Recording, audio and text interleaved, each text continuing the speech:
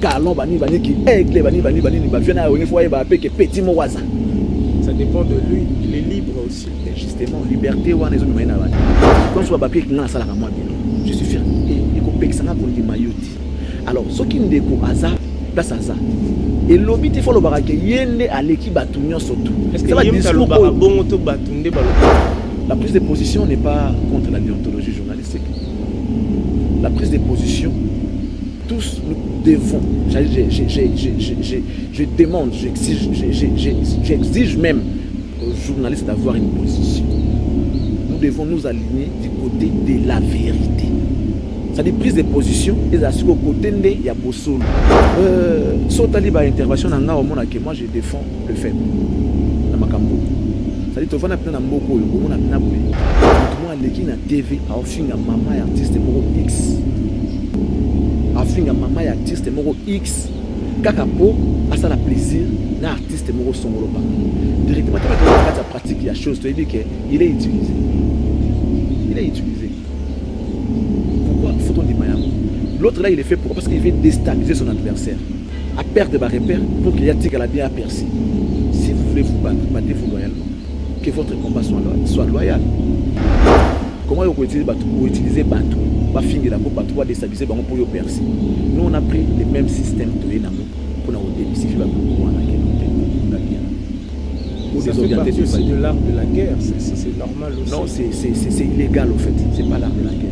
Surtout d'abord, la guerre, je sais que la guerre, il y a bon sang, corps et tout. Sur les petits combats où ils ont combat organisé, des combats de ring par exemple, il y a des règles à respecter. Soit il va combattre, ou il va combattre, tout le monde a l'école. Vous comprenez? L'arbitre n'a pas encore dit est-ce qu'on va compter ça? Soit qu'il n'a pas tout ça pour maman Dabani, comment il s'appelle? Chantal, c'est qui Dabani de Gabon, le président. Maman Nani Dabani. Voilà. Donc soit qu'il n'a pas tout ça pour maman Wana.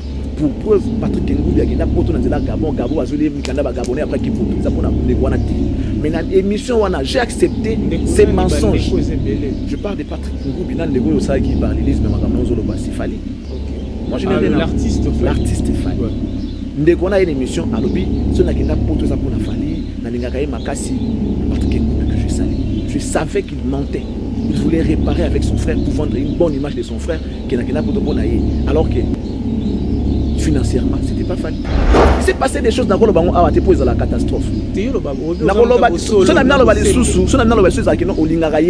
il y a certaines vérités. Frère, il y a certaines vérités dans la vie où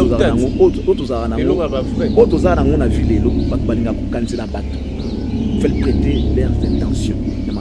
Alors que l'intention de blague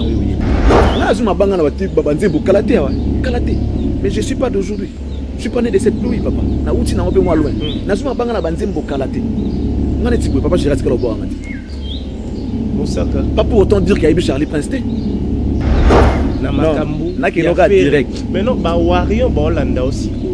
S'il faut dire un mot. Non, je n'ai aucun mot à adresser au Warion. Bazwa ngone bazwa. Et pas na ngai. Moi mon problème c'est que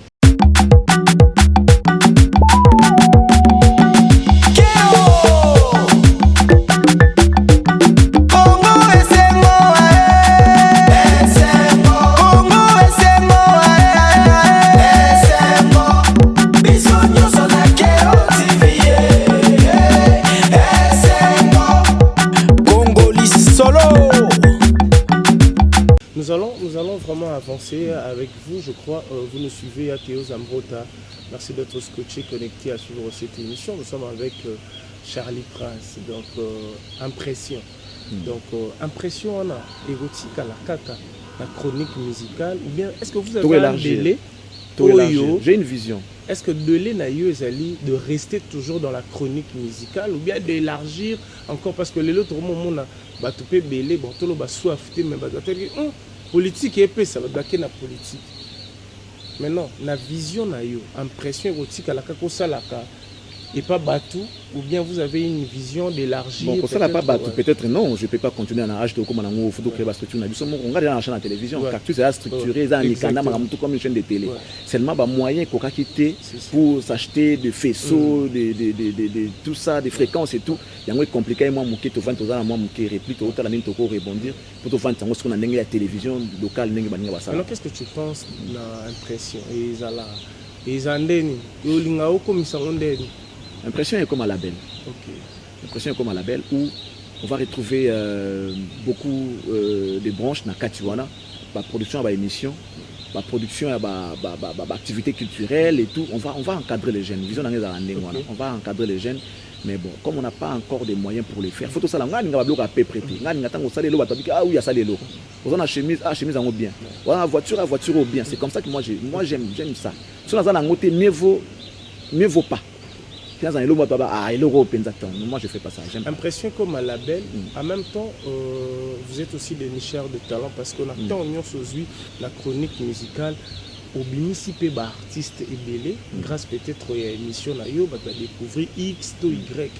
Si aujourd'hui il faut citer des noms, artistes ni oyo promouvoir makasi o lelopé bazar reconnaissant Nayo parce que même super baro zapé reconnaissant ils en ont obligé de mais artistes ni oyo zo reconnaître que ngane mutu ko ça là c'est trop dire mais na lobela makambu na est trop et puis makambu na avance. Grâce moi j'ai travaillé avec M. Didi Kinouane comme étant chargé à communication, tout ça, tout ce qui est image, la presse et tout, que gérer tout ça. Moi j'ai fait ça pendant un bon bout de temps. Je suis parmi Batou Lelo, même papa là où il est. Ce mon nara, mon nana il a été pour bon, pas beaucoup mais pour quelque chose pour la carrière. Parce qu'à chaque fois qu'il avait un projet, il a et j'amenais ça dans la dimension où il faut produire bon pour que le projet se réalise. C'était mes enfants. On appelle ça Rambongo. On a TV. L'équipe TV est l'autre côté. On appelle ça Bango. On a besoin de place pour vendre na maki. Bana malongi. Oui, bangoti. Ba échappé, ba jolé noir, ba archange, ba wadiri. Ça dit bango wana. Papa tiki na charge wana. Ya bana malongi. Henri Noël Tembo. Mes amis comme Didier Lacoste. JDT Moulopoué. Vous savez, il n'y a pas plus mieux pour un artiste que soutenir le travail dans un studio. Moi, studio, et moi, je l'ai fait. L'émission Impression, je parle de son œuvre, je parle de son travail. Allez, il a 5 000 $. Parce que moi, je parlais de lui, je parlais de son travail. J'ai incité M. Didi, bon, incité, mais j'ai présenté le travail de l'artiste chez le monsieur. À l'équilibre de la groupe de 5 000 $. La course en a eu, du JDT à Zoa. C'est le scam. La génération n'a pas de c'est vrai que Angolais peut s'embonner belé. Oui. Angolais ont beaucoup de adopté, beaucoup de bonheur dans la vie. Et je suis aujourd'hui comme un prince là-bas. C'est vrai aussi, vous êtes commissionnaire à votre voiture. Je ne suis pas commissionnaire à ma voiture, mais par contre, je suis un revendeur. Ça veut dire que nous sommes absolument parce que nous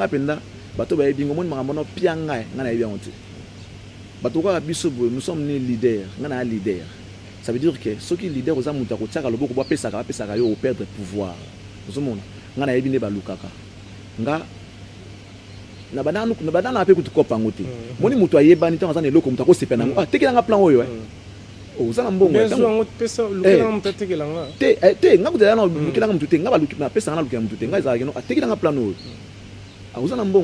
combien? Alors ce moment moi qui Charlie Prince moi habité non mutaye bana. Après ce moi primo ko CP le yokelengi. Tant on sombi mususu mutususu CP na ngosusu. Na ko comme ça on peut cop. C'est comme ça qu'on a côté na business à mituka. Na ko somba car nanga na oteka ngona kombo nanga. Na tambo nango mutalinga ngosombi na kombo nanga et puis je vais encore acheter une autre. So na mission ça na bongi c'est on peut bien après na côté capeza normal pour la survie à bana parce que msana so oyebi ke so landika ko kende ko senga ne mo kele kuma lelo o sambo. Ne ngaza ne bat balinga ngate belé bongo. So na zala mutabongo na sambo kala. Ba capture des camps batinde di batuta nenga sengaki ba aya ko vanda pana bana inertie so qui 20 heures pour na kabele 1000 francs au moment na ngote parce que na muta bilo wana ti donc mieux faut na lukala na teka ta mituka bongo que na za muta osenga. Charlie Prince, vous êtes dans la chronique musicale parce qu'il nous reste quelques petites poussières de minutes. Il y a une question vite fait pour la bateau la bissou. La différence, pourquoi vous êtes pour X et pourquoi vous êtes contre Y? La prise de position n'est pas contre la déontologie journalistique, non. La prise de position, tous nous devons, je demande, j'exige même aux journalistes d'avoir une position. Nous devons nous aligner du côté de la vérité. C'est-à-dire prise de position et à ce côté il y a Bossolo. Vous comprenez? Quelqu'un qui vient, il ment à la télé.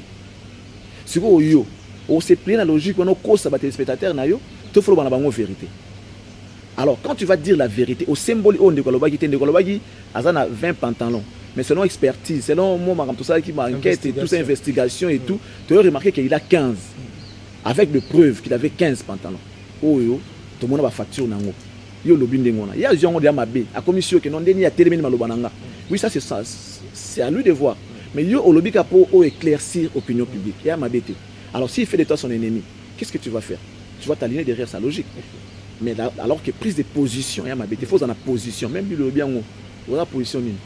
Chaud, froid ou bien nini? Parce que si vous avez la position, tu vas vomir yo. Soit tu as chaud, soit tu as froid. Parce que vous avez place. Na kota vérité. La vérité, banane basée en vérité. Si tu as intervention dans au monde que moi je défends le faible dans ma cambo. C'est-à-dire que tu vas dans mboko au monde na boye. Mutumo aleki na TV a ofinga mama ya artiste moko X. A ofinga mama ya artiste moko X. Kaka po asa la plaisir na artiste moko songolo paka. Directement tu mets dans la carte pratique il y a chose tu dis que il est utilisé. Il est utilisé. Pourquoi faut-on dire Mayango? L'autre là, il est fait pourquoi? Parce qu'il veut déstabiliser son adversaire, à perdre des repères pour qu'il y ait tic à la bien à percer. Si vous voulez vous battre, battez-vous loyalement. Que votre combat soit loyal. Comment vous utilisez Batou? Pour déstabiliser pour percer. Nous, on a pris les mêmes systèmes pour nous démystifier le Rwanda. Ça fait partie aussi de l'art de la guerre, c'est normal aussi. Non, c'est illégal au fait, c'est pas l'art de la guerre. Bon, la guerre, ceux qui ont la guerre, il y a bon sang, accord et tout. Ceux qui ont des combats, ils ont combat organisé, des combats de ring par exemple. Il y a des règles à respecter. Soit il va combattre, il va combattre. Tout le monde a l'écolo. Vous comprenez? L'arbitre n'a pas encore donné le coup d'envoi. Est-ce qu'on va compter ça? Qui sont les faibles? Ceux qui n'ont pas les mêmes systèmes que les autres. Il y a Mabé. Ce sont eux les faibles. Ça veut dire continue à finir la robe pour yo au percer bambatika na signe. Bato encore ça la montée, ce sont les faits. Il faut soutenir Bato ndengona. Peut-être qu'ils n'ont pas de bouche pour parler. Yo banga no déjà ko citer Bakombote. Aujourd'hui pour être vrai, Bato entre guillemets la majorité Bato avec Enoyamba, Bato Charlie Prince, c'est un grand de la chronique mais à PSAP position mokobo parce qu'aujourd'hui Bato batala kayo parce que baté belé chers téléspectateurs au Bolanda biso baté belé comment au sein l'émission bokomi ah une émission na bino so botangi combo il y a X te bomona bien te toi Y bomona non nous on est de chroniqueurs en fait, on fait des analyses, on voit comment la musique est en train d'évoluer, c'est normal de citer parce que nous avons des figures emblématiques de la musique congolaise qui est en train de vendre l'image de la musique congolaise, c'est normal de citer les noms. Babi, Charlie Prince, s'il faut donner les informations, faire des éloges, on peut ça trop et pas faire rigola que Fali Poupa. Mais baza batu oyo, baza emblème ou bazo vendre image de la République démocratique du Congo étant que chevalier de la plume. Pourquoi on s'incline trop et pas faire rigola? Je ne peux jamais m'incliner et pas faire rigola. Non. Le problème, c'est que quand tu parles de faire, on voit directement son adversaire direct qui est Fali Poupa, alors que ça n'a rien à voir. Tu peux parler de faire et il y a beaucoup. Tu es beau. Sous un problème, c'est un caméraman. Il y a au monde, on a un Congo. Ça, c'est la communauté, on a imagination. Ah, il est beau. C'est qu'il n'avait pas dénigré autre fois qu'il t'a. Alors que j'ai remarqué effectivement que toi, tu es beau. C'est pourquoi je t'ai dit que tu es beau. Alors nous, on ne doit pas se fier des rêves à logique à Batouana. Nous devons leur imposer notre loi par rapport à l'éthique et la déontologie. Moi et les frères, on n'a pas de problème. Je n'ai pas de problème.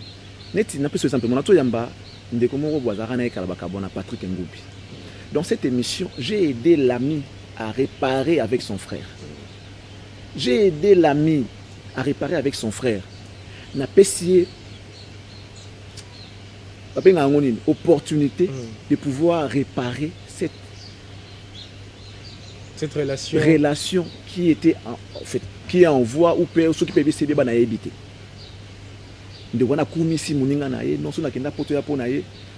Alors qu'à Kosi, nous tous on sait que soit qu'il n'a pas pour naïté, soit qu'il n'a pas pour maman Dabani, comment elle s'appelle, Chantal, c'est qui Dabani de Gabon, le président, okay, maman Nani Dabani, voilà. Donc soit qu'il n'a pas pour la maman wana. Pour preuve Patrick Ngoubi qui n'a pas pour la Gabon, Gabon a zolé mikanda ba Gabonais après qui poto, ça pour na nekwana té. Mais dans l'émission wana, j'ai accepté ces mensonges. Je parle de Patrick Ngoubi nan nego ça qui parle l'Élysée mais makamno zoloba c'est Fali. OK. Moi je n'ai rien l'artiste Fali. Ndeko na une émission à lobby, ce n'a qu'un poto ça pour na Fali, na lingaka e makasi Patrick Ngoubi que je salue. Je savais qu'il mentait. Il voulait réparer avec son frère pour vendre une bonne image de son frère qui n'a qu'un poto pour naïe. Alors que financièrement, c'était pas Fali. C'était pas Fali. Na canal, na canal a Fali ndé bazwa relation avec Chantal Dab. Il a Chantal, je sais pas, j'ai oublié. Mon sac est dans ya, maman là au Gabon, maman président. Magé pe a mutanga makina nanga fo. Bien ça c'est dans maman nani patience. Patience Dabani. Bakinda na e, bakinda na bango na Gabon, après bazwi visa bakepoto. Il s'est passé des choses dans le bango a été posé la catastrophe. Il y a certaines vérités. Frère, il y a certaines vérités dans la vie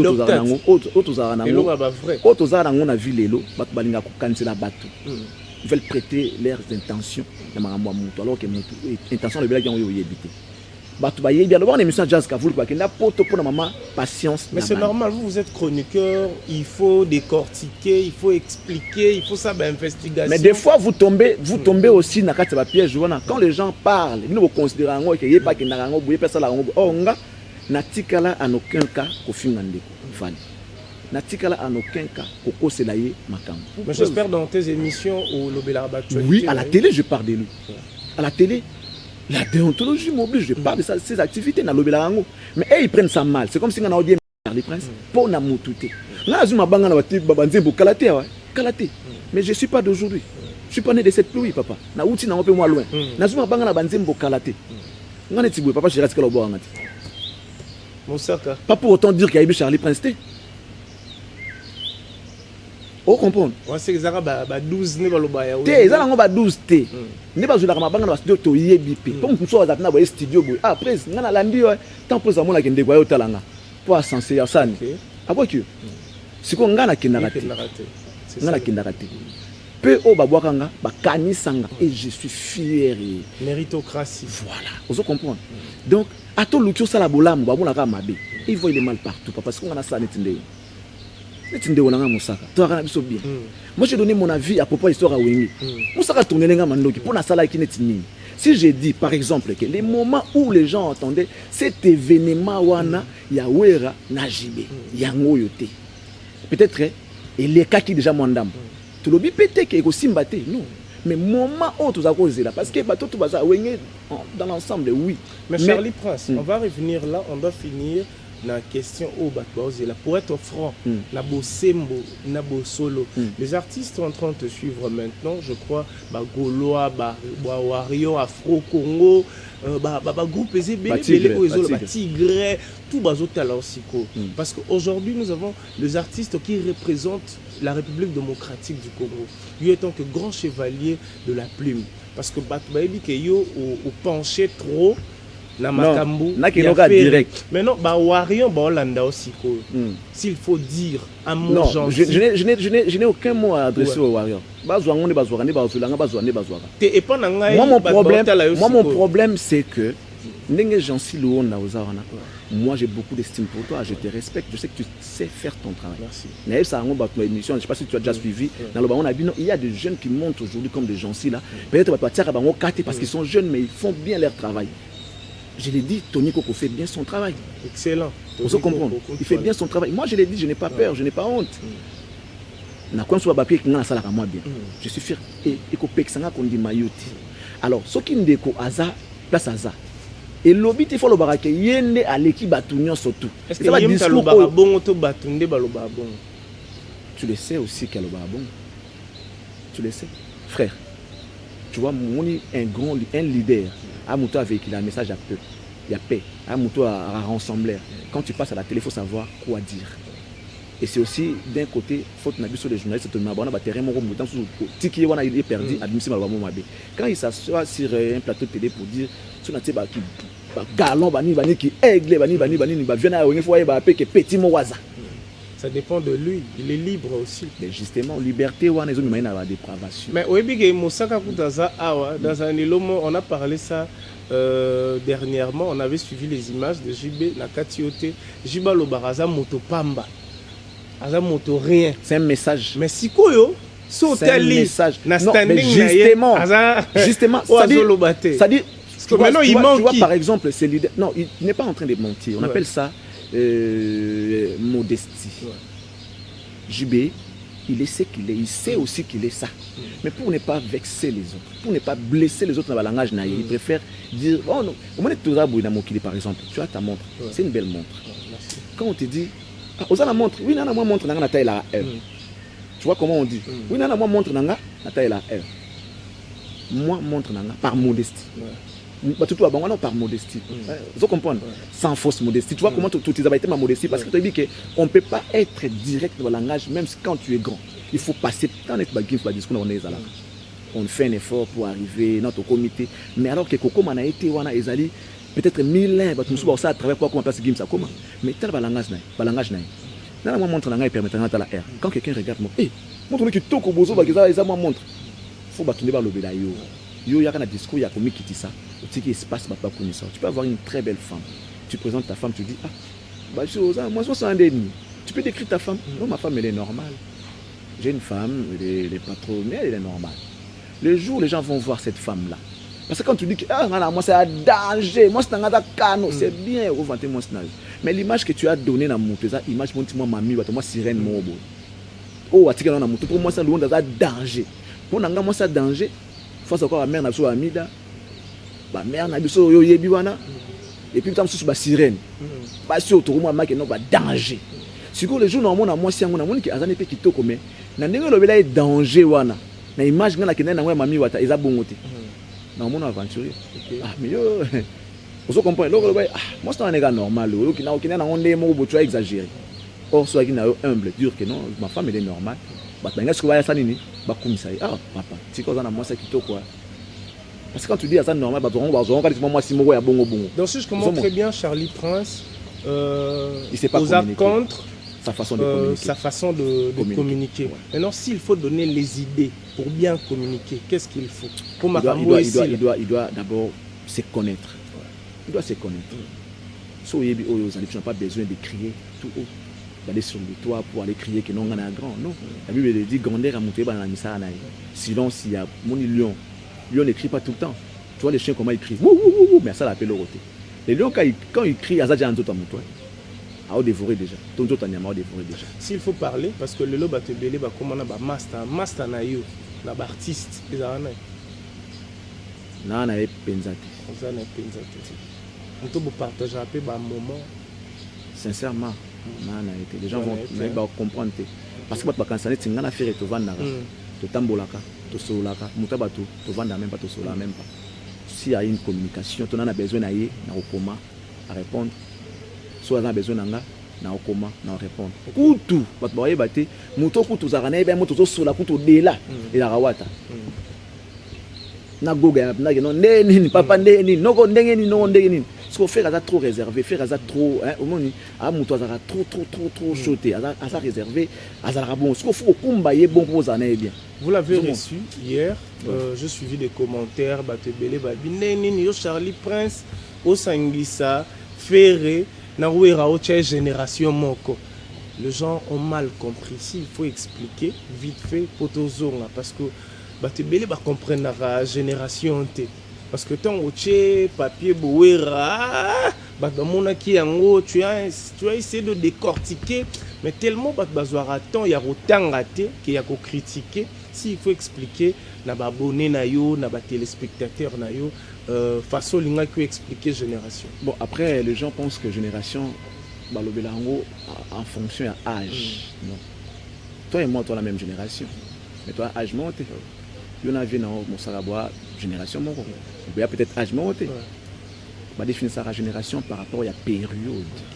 Période où événement moko salamaki allant de 0 à X années. Vous comprenez? On a défini génération comme étant une période allant de 0 à 30 ans par rapport à un événement moko quelconque. Bon, surtout une génération Wenge par exemple, c'est une génération. Wenge tangoye ti lelo, ça fait une génération où c'est toute une génération. Si on a génération Wenge, on a fait Azato Azati. Faire Azali. Si on a dit que non, faire na génération moko, en quoi ça va déranger les gens? Voilà. En quoi ça va déranger les gens? Dans la génération Wenge, il y a même Bune affilée. Il y a Ibraton dans la génération Wenge. Génération, c'est vrai que les précurseurs de cette génération, Bazali, ils ont créé une époque. Oyo, dans cette époque, on va retrouver la succession d'événements dans le parcours ya Wenge, où on va retrouver Ferregola. Alors, si il y a Weranson et qu'il y a Ferregola, il y a les solos ya Wenge. Il y a une génération moko. La génération moko. Peut-être qu'il y a par modestie, il y a boya qui n'est pas na bitumba wana. Ozomona ba il y a moyen que mabe peut-être ba qui va pas rozwango mabe. Génération, c'est une, moi je l'ai défini étant une période allant de 0 à 30 ans par rapport à un événement quelconque. Exact. Ni baba génération Bercy, génération nous va Bercy dans une bazali mais génération Bercy baza. Parmi la génération Bercy au autant basé belé. Vous comprenez? Makambo eza et belé. Ça dépend, il y a Elo quand autant et vous avez 15 ans, et vous avez 20 ans, et vous avez 25, et vous avez 40. Vous comprenez? Ce n'est pas une bêtise que j'ai commise. Et ça, Elo, on a ma bêtise, on a vu génération, on a ouïr. Il y a ma bêtise, mais il a travaillé avec. Vous comprenez? Donc, Congolais, fois pour sa réflexion, nous sommes plus dans les futilités que les marambos est important et puis instruire bateau. Tant la communauté n'a vu ce ça, ils sont plus dans des futilités au fait. Et puis tout le monde a buzz. Buzz. Ça veut dire que les lots j'en suis loin de ce lot mokoboué. Tout va question yang. Batiki n'y a surtout des cas dans les oubliettes. Ce qui est long, yo, et comme un tel, kuna, batiki koto, toro kotani na mituna biso. On est en train de s'embrouiller, de se perdre pour rien. On va se perdre. Voilà. On est presque à la fin. Charlie Prince, vous êtes animateur culturel. On vous avez vu avec Héritier, Turquie, et puis Angola, Atletico. Vous avez très bien animé cet événement. Et puis, et ça c'est quoi na question par rapport à Yawana. Yo outi Turquie na Wata. Boki Angola na Héritier. Nous avons vu les images. Au Kimité, aux Zongi. Pourquoi Batebele Bavoujara na artiste, chroniqueur musical? Tout le monde n'aura jamais reportage. Au monde il y a chroniqueur, tout il y a journaliste pour un événement. Nde bakendela ki au monde batukutu au monde ba misu ba kimi avant événement. Ba misu au monde ba keipe ba zongi. Mais na ba image te opposer bon question. Ora ote ba lingete to filmer. Ora te to kota kité ote to zala kité ote. Mais yo tout le monde qui est héritier, nous avons vu les images. Au monde tout le monde on a YouTube, tout le monde on a ba statut na yo. En même temps tout le monde a ba image et zo les capé na ba chaîne mususu pour yo au lancer ango tindi ango pour la diffuser. Place Wana, qu'est-ce que tu as fait? Qu'est-ce qui se passe en fait? Mikolo, yo problème, il y a fuite. Bateau bazo kendaka. Baza bateau il faut ba kendete ou comment? Qu'est-ce qui se passe? Non, mais depuis la question. Depuis un certain temps, moi je dirais que on dirait toye ba sous mamto salak. Ils abisso, ils ab artistes. Toye ba sous mamto salak. Les gens commencent il y a retirer à liboso ba sentiment que retirer musala liboso. Vous savez, et pas mon délai le kabola yo na ezaka ko bebisa musala na ye. Au finga ye il s'en fout. Mais si on bomile musala na yende là en trois boyo kanate. Ça dit a dit valeur ya musala na ye. Si on est ce qu'on est, c'est parce que toza bato to sala musala o to sala o. Et je suppose que on le fait tant bien que mal. Tout le monde. Les lots artistes il faut comprendre c'est quoi ce qu'il est appelé à faire. Puis il faut y ba elo oni no bengami pour ça. Quand tu dis n'a que couvrir événement. La couverture de l'événement, ils allaient au Keïka en spectateur, au fan d'hôtel et après aux autres bêtises, non, tu dois rendre, il faut rendre l'événement, il faut au ça la papier, au là ça on doit te voir dans la pratique de la chose. C'est ce que moi je fais. Moi je sais ce que quand je dis que c'est la reportage, tu dis reportage, bateau va au ok na bango, est-ce que il reportage? Mboko yo, Malili na komiango, tout ça et tout. C'est parce que choix et artiste na mutu ezobala na te grandeur na yo quand tu fais un choix qui ne cadre pas avec ce que toi tu es et qui t'a yo ça ternit ton image et ton image ensuite aux autres c'est le résultat nini. Moi j'ai été maman le bezali maman le beza au fait nga na évité ndenga na mona bon peut-être pas total là que non l'annulation la même il sera exigeant il va demander beaucoup d'argent tout ça et tout mais tandis que mtu suka pour linga mona mboka ok na ye qui peut na été et maka tu te mima ki mutu mais au même mutu pour quel but lelo kima ya bato ekomi actualité koleka na mukolo eloko o amemi bato ngana okotana nango te parce que ebanda kala mais pour ezali choix nde ya bato boke na bango oke na mutu po asala nini mais tout le monde bino boke bozongi ba Joe bakenda bazongi mais la différence peut ezali depuis le début de l'année. Moi j'avais lancé conception na ngamoko boye connexion top 5. Ça veut dire que ngai nde na ko accompagner ba artiste. La rumba s'est inscrite au patrimoine immatériel de l'humanité. Contribution nanga apport nanga étant journée ces amis ko soutenir ba artiste ba démarche wana parce que OK nga na ye na sali musana la kisi moké kita musana dans ki libanda yango si a discuter avec ba payawana peut-être na français ndenge za la rabo communiquer na bande ko mususu ba conférence pe ko kozala pour na ko vendre image ya rumba na biso. C'est comme ça que moi je m'étais dit na ko sala yango je dépends pas des artistes. Ok, si je comprends très bien. Attends, je vais arriver. Ouais. Je ne dépends pas des artistes. Voyage à héritier, moi je devais aller en Suède, normalement. Ouais. Je devais aller en Suède. Je reçois héritier sur mon plateau, il me dit, Naobeta, comment Nini, Madrid après, Naokita Turquie. Non, la Turquie, c'est pour quand Nathalie Turquie, Naye, na date nanga, Nataki à voyage, et qui est à peu près mon bon, d'accord, je vais t'accompagner. Comprendre, je vais t'accompagner. Je demande mon visa moi-même, on me donne le visa. Ok, tu n'étais pas dans le groupe? Non, je n'étais pas sur la liste des héritiers. Ok. Tant oui que tu n'as accompagné. Parce que la connexion top 5, moi je veux, partout il y a événement. Tu payes ton billet? Je paye mon billet, je prends tout en charge. Ceux qui partent à Beninga accompagné, je dis merci. Mais au cas où on a une qui accompagner mon événement, moi et qu'à Beninga été, je peux me faire accompagner.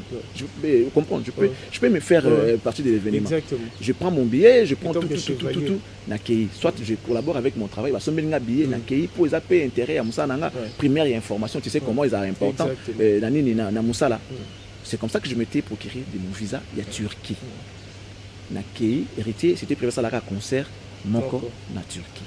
Donc, comme je fais cet événement-là, concert, na salle les concerts, na tini ba image, na joué, na partagé ma chaîne, na puis tout, j'ai fait. Après 4 jours, j'ai pris mon avion pour Suède, na Stockholm, na Suède. Na Simananga, il y a programmé deuxième date, il y a concert. Nazara quitté. Alors comme on a eu un visa entrée à Turquie, je ne pouvais plus rentrer encore par Turquie. Du coup, je suis rentré directement au pays. Tant on a zongi sikoyo, il n'y a pas zongi a eu contrat à Angola. C'est ainsi que l'artiste va faire appel à mon savoir. Ok, non, Angola. On a dit ok, d'accord, il n'y a pas de problème. C'est là maintenant que l'artiste a pris tout en charge. Parce que je me suis fait inviter moi-même. Hey, papa, tu dois prendre, voilà, vous comprenez. J'ai payé l'hôtel, la foutu tout j'ai fait parce que j'allais faire d'une pierre deux coups. La Turquie, après la Suède. C'est comme ça que je fais une zone Nimbo. Et Angola, il m'a pris en charge, hôtel, billets, tout. Na sali pe mon sala bomona kiango na zongi na pesi artiste o azo mérité. J'ai communiqué na bato bazara na Angola comprendre que le Congo est une force. Je l'ai toujours dit que moi je n'ai jamais envie les États-Unis. Parce qu'ils ont eu Michael Jackson, ils ont eu tout ce que vous connaissez là. Moi encore les Nigériens parce qu'ils ont Davido, Toto Yebi, Wizkid et tout. Côte d'Ivoire parce qu'ils ont Alpha Blondy, tout ça ils ont Chicken Jaffa Koli. Non, Tanzanie parce qu'ils ont Diamond. Mais je suis fier d'être congolais parce que chez nous, il y a eu Grand Calais. Okay. Dans ces pays, chez nous, il y a eu Papa Wemba, il y a eu Seigneur Rochirota Boulay, il y a eu Grand Maître Franco Lambo Makadi. Dans ces pays, il y a Weranson. Il y a eu ces gens-là, les Madilou System et tout, dans ces pays, il y a Weranson. Dans ces pays, il y a Jubé, il y a Ferré, il y a Héritier, il y a tous ces mondes-là. Pourquoi ne pas être fier de mes origines? Moi, je suis fier. Au monde, c'est qu'on a au Timambo. J'ai témoigné la grandeur de nos artistes. Et puis ils ont applaudi, ils ont dit oui, c'est vrai, tu as raison. C'est comme ça que nous devons faire les choses. Nous devons voir les choses. Mais si ceux qui ont monique na musala na yo, tu n'es pas grand. Au bengi bato ba ko pesa yo valeur wana te balobela parce que à travers toi on voit les pays. Exact. Tu te fais humilier, tu humilies tout un pays. Tu te fais dénigrer, tu dénigres les pays. Donc, il faut réfléchir. Je représente la RDC. Donc, nous devons te regarder parce que tu portes les noms de notre pays. Vous comprenez? Tu pars avec les noms de la République. Donc, ceux invité, c'est Kambo Kanabiso. Donc, faisons les choses bien. Yo, au salut Makambunayo bien. Bato va comprendre ça bien pour que Ezala et balana pour que ça le kumuya yambo Kanabiso lelo. En plein 21e siècle, je ne vois pas moi au kumbi un illettré aucun na poto a que ça Makambuya mutu yo e banoza mutu à top niveau. Mais non. Mais non. Vous comprenez? Il n'y a pas de conseil à donner. Comment ça, on peut pas mon salaki. Ça profite aux bénéficiaires. Dans le conseil, ça profite aux bénéficiaires. Pour le journaliste, chroniqueur de musique entre guillemets. Ça va bien, ça va bien. Si on appelle un journaliste, ça me ça bien. Ah, ok, journaliste, c'était ça le problème. Moi, je les ai représentés. Dans le concert, il y avait Tony, il y avait Isaac Maï, il y avait Fifi, j'ai même vu nos petits badés, on a vu sur Internet, les Ketchou, Aruna, dans la salle. Je les ai même cités nommément. Nous sommes une délégation. Nous venons de la République du Congo pour soutenir cet artiste héritier, le digne fils du pays, qui est la RDC.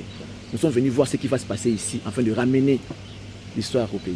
On va séparer avec vous, s'il faut souhaiter, s'il faut dire un mot gentil, dans le projet à Wenge 4x4, Poto Kabwana, comment tu trouves? Parce que le projet Abandi d'Aba répétition, qui regorge aussi beaucoup de stars autour de nous, ils ont bien, ils ont bien. Mais il faut avoir des techniciens et des événements. C'est mon aime la vie. Encore quand je vais dire, ils ont la vie. Ils ont la vie. En tout cas, ils ont la vie. Tu vois, les concerts ont déjà été joués hier. Les concerts autour de le 30 juin ont déjà été joués hier. Comment ça? Na Caribou. Les concerts est fait, c'est fini. Les concerts ont déjà été joués hier. Les gens rêvaient. Est-ce que vous avez blessé? Non, c'est vérité. Ces gens-là sont là parce qu'il y a Wera et JB. Sincèrement. Il y a une réunification à Wengewana. Il y a eu un projet, il y a un Wera et JB. Les autres en ont fait partie parce que Bazalaka na histoire à Wenge. Mais sans Wera, il y a peut-être sans JB. JB a Boyaki. On va réfléchir avant Bassalam. On a réconcilié Wenge sans JB. Et ça m'a dit. Réconciliation Wenge sans Wera. Mais sans Blaise Boula, sans l'autre épée, parce que les têtes d'affiche, qui n'étaient pas tant Wenge Kabwana, on voyait que Wera et JB. Makaba était derrière JB. Fondé, qui est le fondé, était derrière Wera ensemble. On voyait Wera. BCBG, on voyait JB. Koto to mona Wera pour préparer balongo non to to moni non JB piana eso wenge yango to bayaki to kena biso. Mais oui, c'était comme ça. On voyait Wera et JB. Si on le fait aujourd'hui, ça merci na Wera na JB. S'ils ont gagné un peu d'argent, un peu de sous aujourd'hui dans le projet Wana, c'est grâce à Wera et JB. Ma tête d'affiche. On n'est plus dans l'histoire des fondateurs, Zali Wera na JB maintenant. C'est donc structure ni bazaba basangani, il faut moi ordre zala to reconnaître que notre bandara histoire masala qui fondé ngana ki boye mais eza ba kombo ndé muté jouer wana siko eza Wera na JB. Adolphe est présent. Oui, mais eza Wera na JB. Pourquoi Adolphe a quitté Wenge mes hommes? Parce que à comprendre que c'est Wera qui était devant. À quoi supportant il est parti. Il est parti comme ça. On ne devait pas, moi, avant les concerts du 30 juin, voir Wera et JB ensemble boyer. Fallait souka, chacun fait des choses dans son coin, tout ça, tout coûte un stade de martyr. Événement.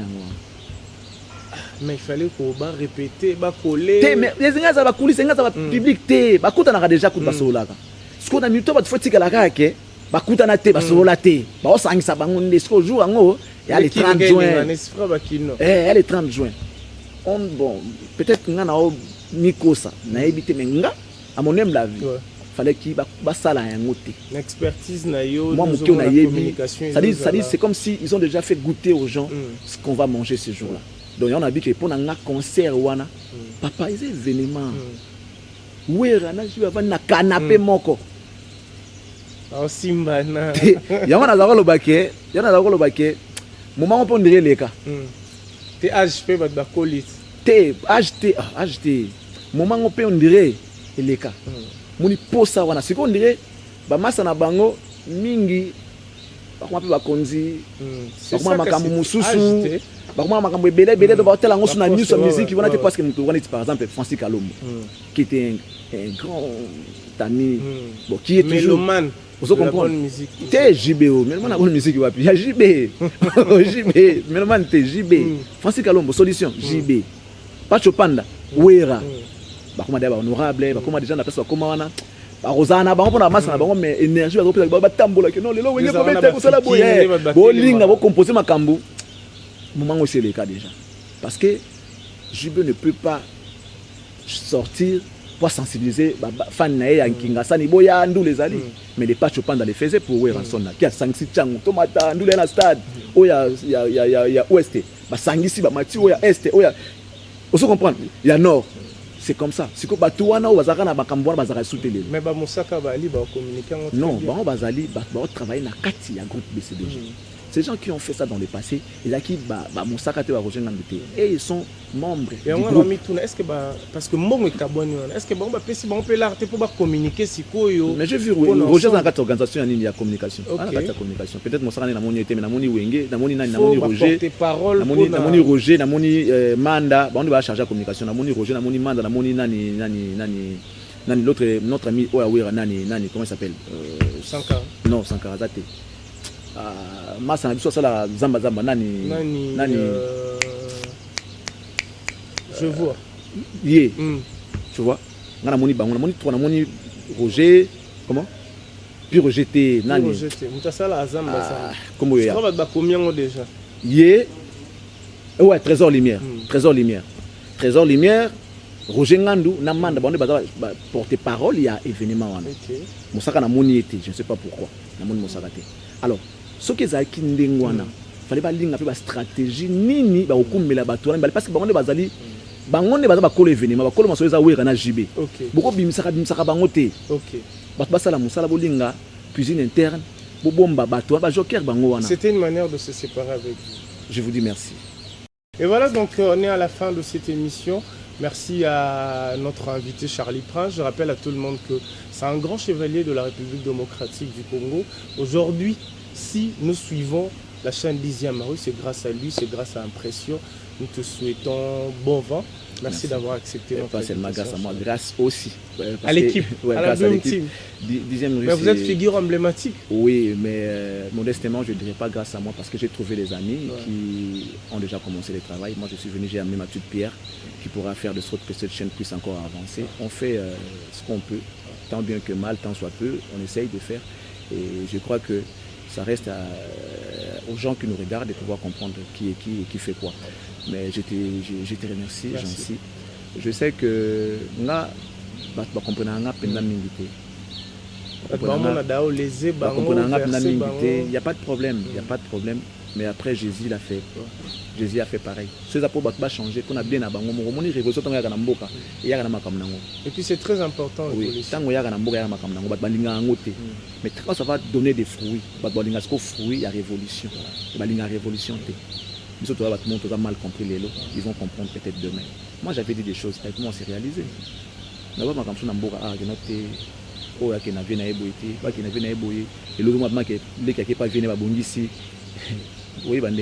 Mais après ça qui bien comment ya kolba ndinga sika linga avion ata alinga ngate ya zamta mutu linga ngate Congo eza ndinga so bi wala mu ya intel olobi mabe ya homme sous motile quand ça ndinga donc ça là toujours parallélisme mais wana quand on parle de X on voit directement Y donc voilà je vais rectifier une petite information ce que je viens de dire ici tu vois neto zalara na ko mabe ya mutu il suffit aïe nga ba preuve que nazaki na fausseté je vais corriger ça droit na yena corriger au cas où je refuse il a droit de porter plainte. Il y a un bon mot pour corriger. Donc, j'ai dit que Moussaka ne fait pas partie de la communication à événement. Oh, non, c'est faux. il fait partie de la communication, dans le département de communication. Mais seulement le jour où j'ai suivi sur Caribou, dans mon Akinde, Trésor Lumière, Manda Chante, na Roger Bolbaki, Bissonde équipe Oyo, il y a communication et événement. C'est comme ça que je m'étais dit qu'il n'y avait pas Moussaka dedans, alors qu'il est bel et bien dans l'équipe. Donc voilà, merci à tous ceux-là qui nous ont suivis. Moukilian de moi là. Il n'y a pas de problème de vouloir bango péter parce que nous avons une unanimité dans Mokili azate. Même Nzambe yemoko asa une unanimité. Parce que nous sommes boya rapena Nzamba yate Nzamba za raté. Et puis c'est normal. Si vous avez motivé biki notre lingana suma mosala raté to na sali moi critique na makamna yo. Pourquoi mon on m'a dit. Donc moi je pense que c'est à prendre ou à laisser. Merci à toi pour l'invitation. Merci à ceux qui m'ont suivi, ceux qui vont reconnaître ces visages. Donc je me rappelle, je suis Charlie Prince, l'excellence compte et les cactus de la presse. Pourquoi nous avons combat cactus? Cactus c'est ça. Exact. Cactus wana ekufa te. Là c'est moi la constance en fait. So katiango dans le désert, c'est parmi les rares plantes où il même dans le désert. So katiango sans maille et puis boyo parce que tu kufi mais boto na production ou là qui wana. Moi j'ai connu des problèmes dans la presse na biso. J'ai été combattu. Nga ba selanga dans le combattant, ndula wa ba ya na tout contre ngamo. Ndula wa prochainement. Merci beaucoup. Merci à vous et merci à tous ceux qui nous ont suivis. Merci beaucoup, à la prochaine.